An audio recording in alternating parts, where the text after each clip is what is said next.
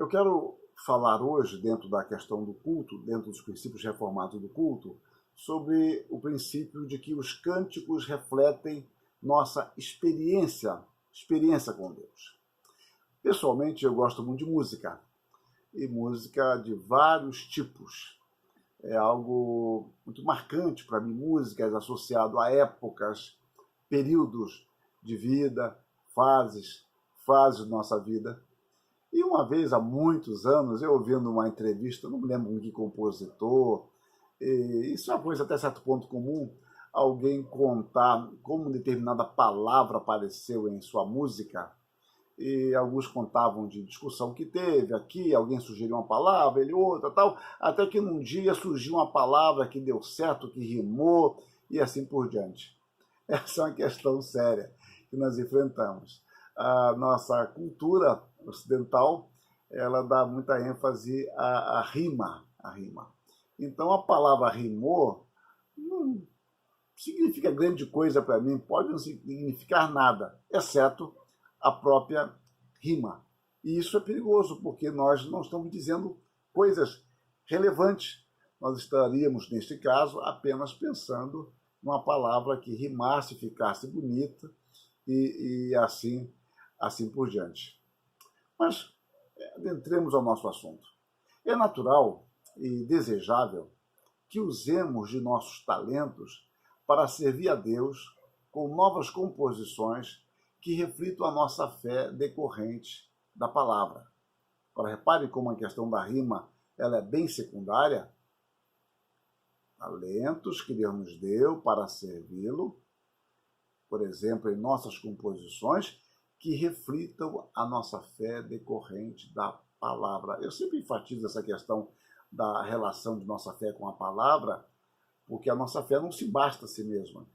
Ela deve estar fundamentada na palavra, e a palavra é que deve corrigir e dirigir a nossa fé. Lloyd Jones também está correto ao enfatizar que o canto cristão não deve ser uma repetição enfadonha, de fato. Ficar repetindo o mesma verso, mesma palavra e pronto. Sem dúvida, não devemos cair nisso. Mas a nossa fé, por proceder da palavra, ela deve ser orientada pela palavra em nossas experiências cotidianas. A nossa experiência também não tem validade própria. Nós pensamos que podemos construir a nossa vida em cima de experiências. A experiência, ela ilustra a palavra. Ela nos dá uma compreensão vivida e muitas vezes vívida desta palavra. Mas ela não é o fundamento de nossa fé. O livro de Salmos, como já mencionei, se constitui num modelo majestoso e singular deste emprego. A novidade que os salmos nos ensinam, por exemplo, de cantar a Deus, a novidade do que cantamos, nunca deverá estar circunscrita à data da composição ou à atualidade do ritmo, mas sim à forma como cantamos com graça no coração. É que nós cometemos, às vezes, um esnobismo cronológico. Isso vale para várias coisas, inclusive para autores.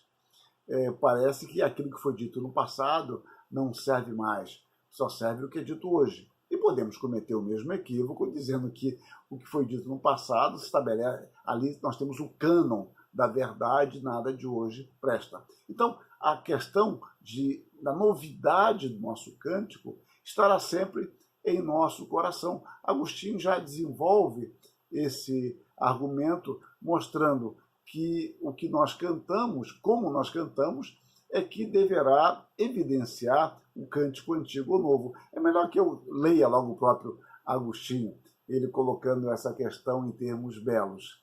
Quem canta com parcialidade, canta canções antigas. Qualquer de seus cânticos é velho. É o velho homem que canta. Está dividido, é carnal. Certamente, enquanto é carnal, é velho.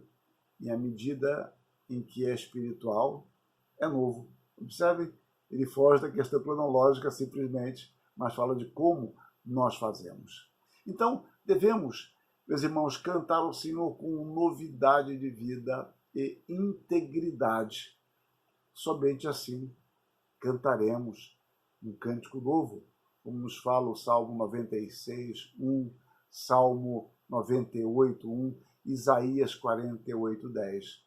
Os cânticos devem ser centrados em Deus, sendo a expressão de uma experiência com Deus. Contudo, nos adverte Michael Horton, como eu já citei em outro momento, um autor contemporâneo.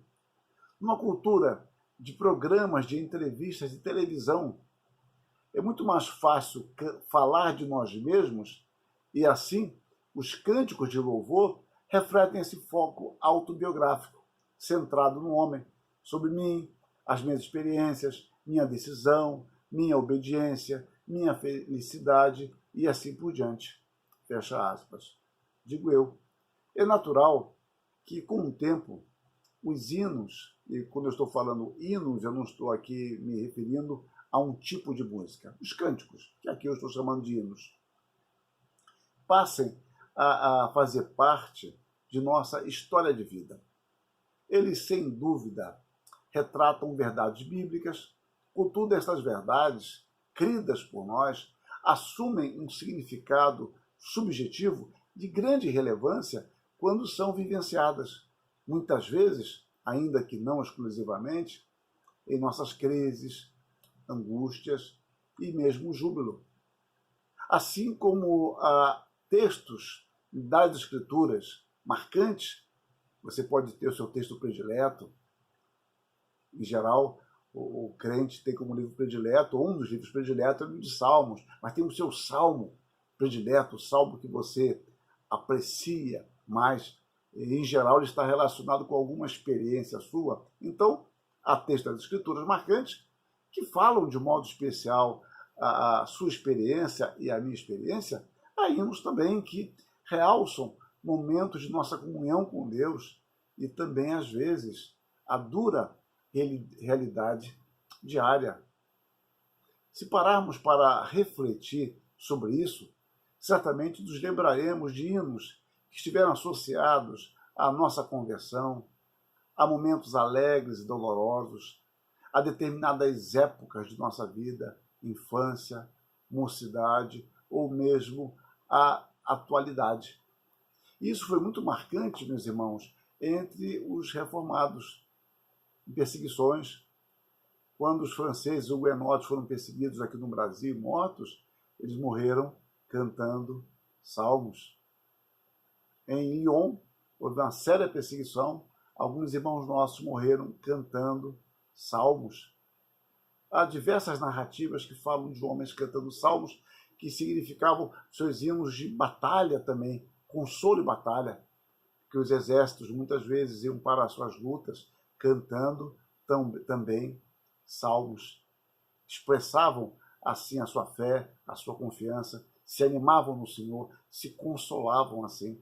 Eu já devo ter dito isso em algum vídeo, que muitos irmãos nossos huguenotes foram mortos na França com a língua cortada ou com a boca tapada, porque a ordem era para que eles não cantassem antes de serem queimados.